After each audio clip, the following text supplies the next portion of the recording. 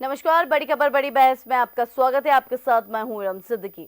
चुनाव प्रचार और वोटिंग के बाद तैयारी अब मतगणना की। इसे लेकर चुनाव आयोग तो अपनी तैयारी कर ही रहा है, राजनीतिक दल भी इसे लेकर मुस्तैद हैं।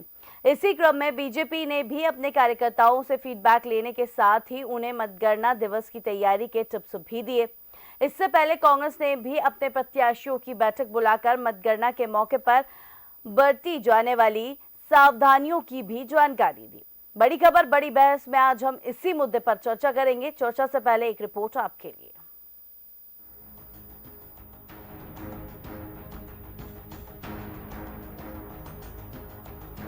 लोकतंत्र के महापर्व लोकसभा का चुनाव अब अंतिम चरण में है। 2 दौर की वोटिंग के बाद इंतजार 4 जून को लेकर होने वाली मतगणना का है।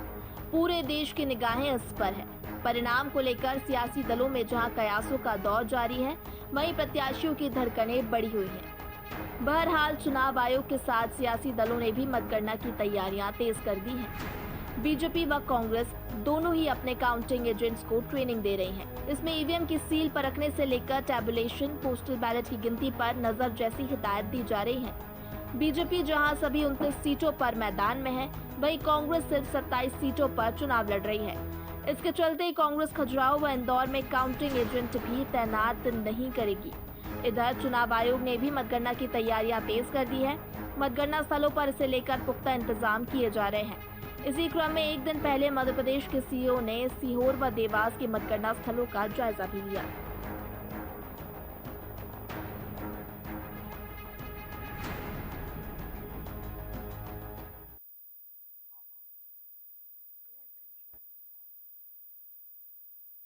लोकसभा का चुनाव अब अंतिम चरण में है। 2 दौर की जो वोटिंग है उसके बाद इंतजार 4 जून को लेकर होने वाली मतगणना का है। पूरे देश की निगाहें इस पर ही हैं। परिणाम को लेकर सियासी दलों में जहां कयासों का दौर जारी है, वहीं प्रत्याशियों की धड़कनें भी बढ़ी हुई हैं।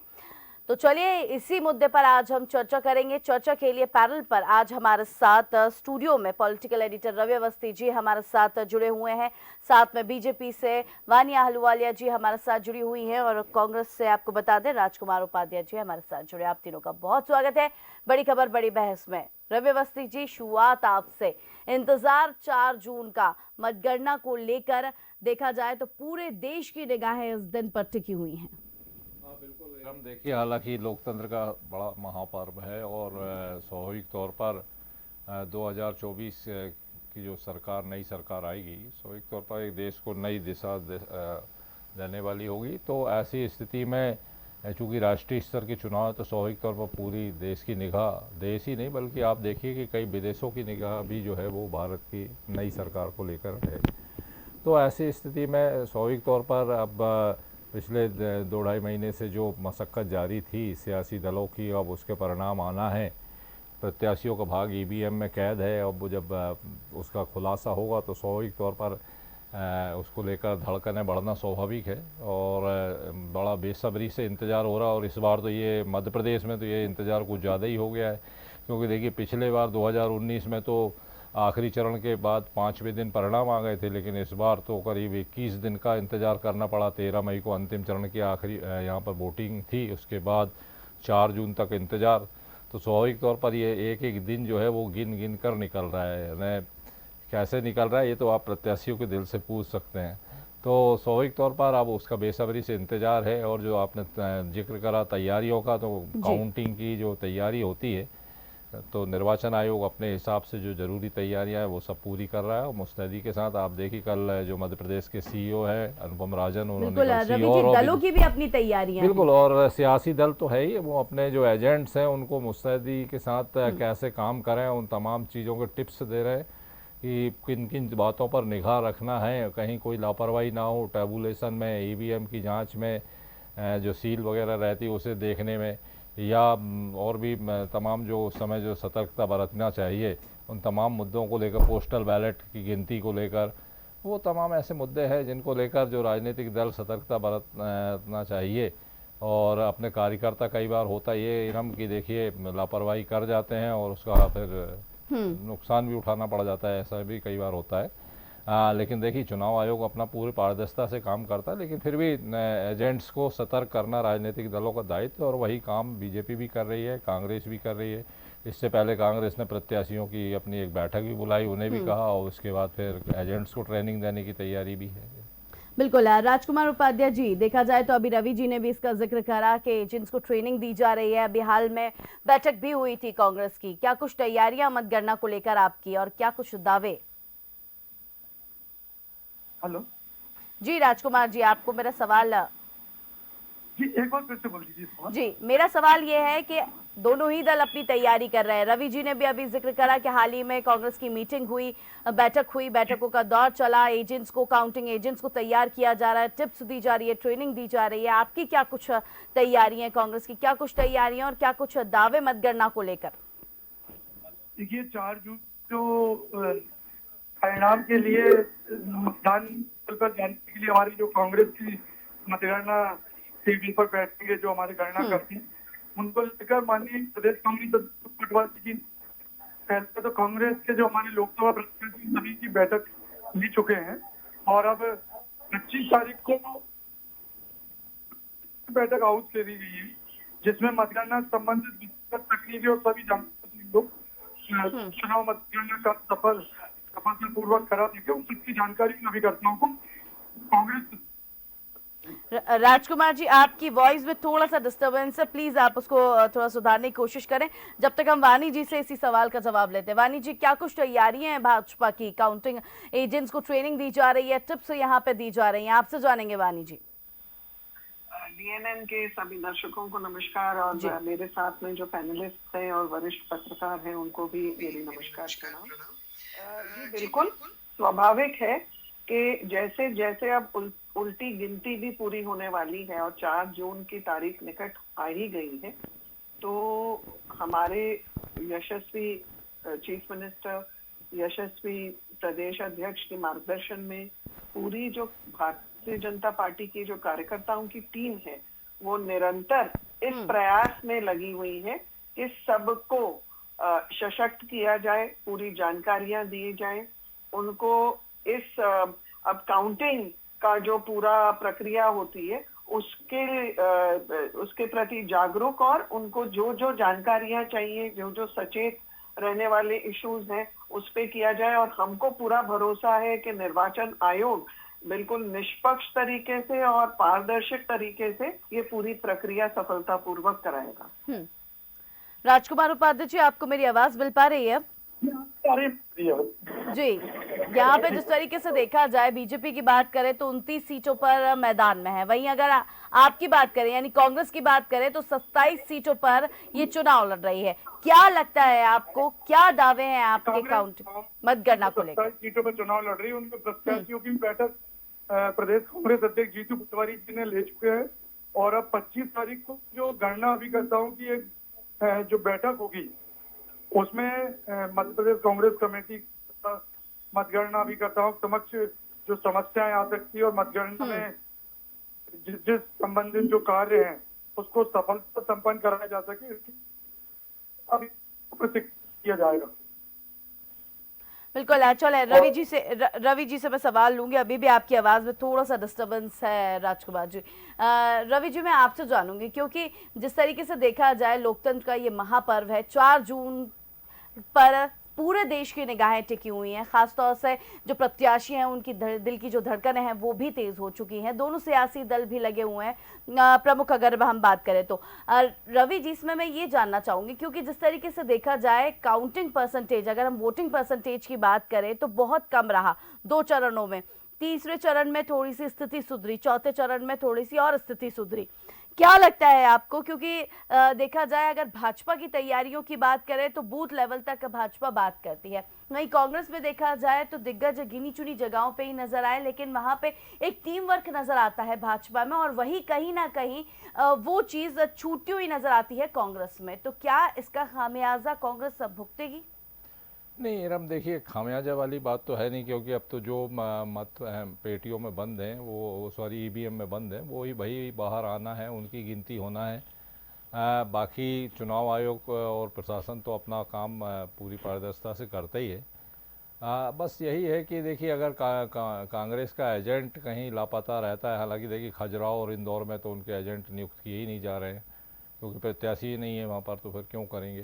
तो सवाल यही है कि कार्यकर्ता को, एजेंट को इसलिए पाबंद किया जाता है, मुस्तैद किया जाता है कि अगर वो किसी तरह की कहीं कोई उसको लगता है कि कहीं गड़बड़ी हो रही है तो वो उस पर निगाह रख सके और तत्काल जो है उसका आपत्ति दर्ज कराए, और ताकि कहीं किसी तरह की कोई गुंजाइश सामने वाले को ना मिले कि किसी तरह की गड़बड़ी करने का।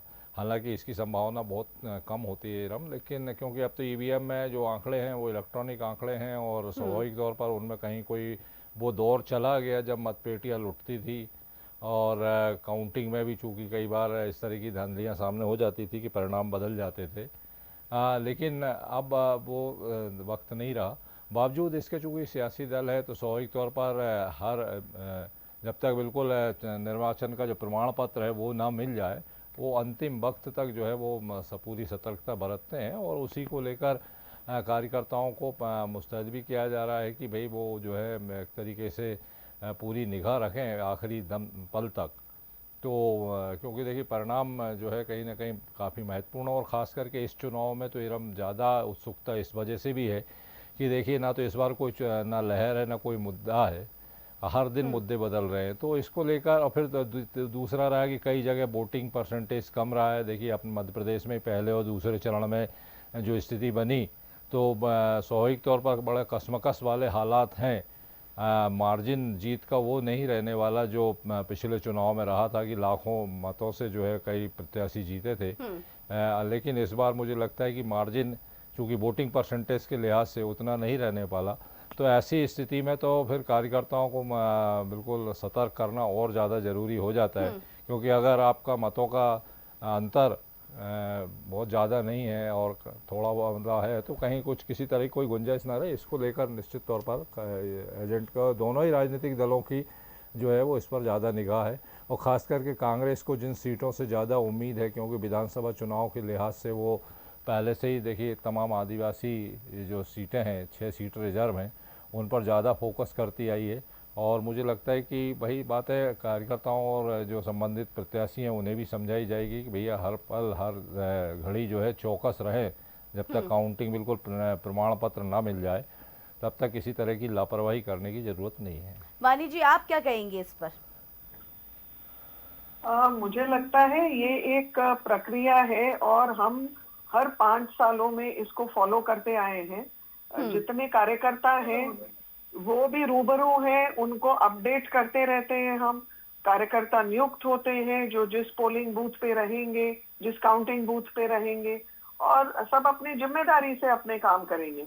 बिल्कुल सही है कि वो जमाना चला गया जब बूथ कैप्चरिंग और फॉल्स वोटिंग होती थी।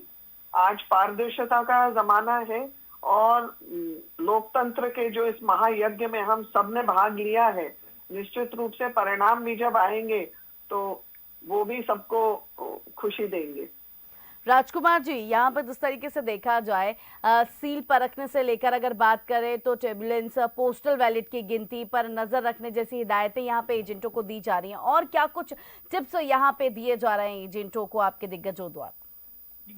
देखिए मध्य प्रदेश कांग्रेस कमेटी के अध्यक्ष जो है हमारे जीतू पटवारी जी ने पूरे लोकसभा के हमारे कांग्रेस प्रत्याशी की बैठक ले चुके हैं। और 25 तारीख को दिनांक को हमारे कांग्रेस के जो मतगणना अभिकर्ता हैं उनकी एक बैठक आहुत की जा रही है, जिसमें ये सभी मतगणना अभिकर्ताओं को लोकसभा क्षेत्र के संबंधित सभी मतदान केंद्रों की जो 5 सत्रह के साथ की जो अन्य जानकारी है उसको लेकर भी पूरी विस्तृत तकनीकी और सामान्य जानकारियों से अवगत कराएगा।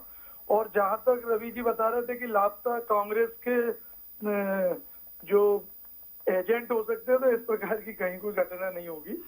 कांग्रेस का एजेंट, बूथ एजेंट सभी लोकसभा क्षेत्रों में और हर उस पर मिलेगा। बूथ एजेंट अभी भी सब जगह फैले थे चुनाव में भी। अच्छा राजकुमार जी, खजुराहो और इंदौर को छोड़ दे तो किन सीटों से सबसे ज्यादा उम्मीद आपको लग रही है? देखिए खजुराहो में हमने जिसको समर्थन दिया, अगर हमारे कांग्रेस साथियों की आवश्यकता होगी तो निश्चित रूप से उन एजेंटों के मतगणना अभिकर्ताओं के रूप में उनको दायित्व दिया जाएगा। जो विद्यापति वहां लड़ रहे हैं खजुराहो से, अगर चूंकि वो उनको समर्थन दिया है कांग्रेस ने, ठीक है। तो अगर उन्हें आवश्यकता लगी तो निश्चित रूप से हमारा कांग्रेस का कार्यकर्ता पदाधिकारी मतगणना स्थल पर उनके लिए उपस्थित होगा। वाणी जी, आप क्या कहेंगे इस पर? हमारे तो जो कार्यकर्ता है वो तो हर सब 29 सीटों पर मौजूद रहेंगे। आदिवासी सीटों पर क्या स्थिति लग रही है आपको? हम तो 29 के 29 जीत रहे हैं, हमारे मन में कोई संदेह नहीं है, हम बहुत श्योर हैं। वोटिंग मार्जिन आदिवासी सीटों में भारतीय जनता पार्टी का 2014, 2019 और अब 2024 एक निरंतर अपग्रेडेशन देख रहे हैं, यानी कि वोट मार्जिन बढ़ता गया है। और ये आप राष्ट्रीय स्तर पर देख सकते हैं कि टोटल जितनी SC/ST सीट्स होती है वो विनिंग मार्जिन में ही जा रही है, हमें कहीं घाटा नहीं हो रहा है। तो निश्चित रूप से जो भारत का दिल है मध्य प्रदेश, वहां भी हम सभी सीटें जीत के आने वाले हैं, कमल खिलने वाला है। ठीक है रवि जी, जिस तरीके से देखा जाए वोटिंग परसेंटेज की हमने स्थिति देखी, उसके बाद आदिवासी सीट को साधने की कवायद दोनों ही दल कर रहे थे, आपको क्या लगता है? क्योंकि जिस तरीके से देखे भाजपा 29 सीटों पर मैदान में है तो वहीं कांग्रेस 27 सीटों पर चुनाव लड़ रही है।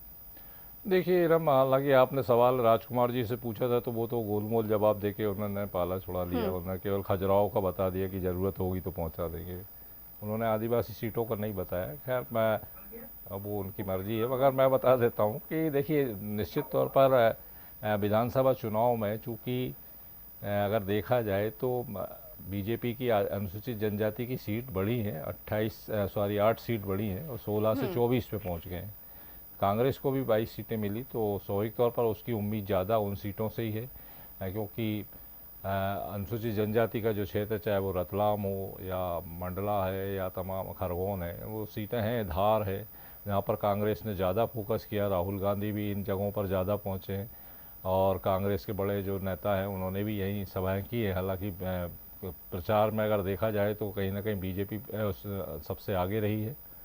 तो बावजूद इसके अब ठीक है, आप चूँकि मतदाता तो अपना फैसला सुना चुका है और अब उसका जो घोषणा है वो 4 जून को होना है, तो वो पता चल जाएगा कि फिर क्या कहाँ कितना। बट बहरहाल ये है कि जिन सीटों पर मतदान कम हुआ है तो स्वाभाविक तौर पर वहाँ पर मार्जिन जीत का जो अंतर होगा वो बहुत ज़्यादा नहीं रहने वाला है। चलिए, यही सवाल मेरा राजकुमार जी आपसे भी है। कांग्रेस ने भी पूरी कोशिश करी है आदिवासियों को साधने की, क्या स्थिति लगती है आपको आदिवासी सीटों पर? देखिए, आदिवासी को साधने की कांग्रेस ने कोशिश नहीं करी।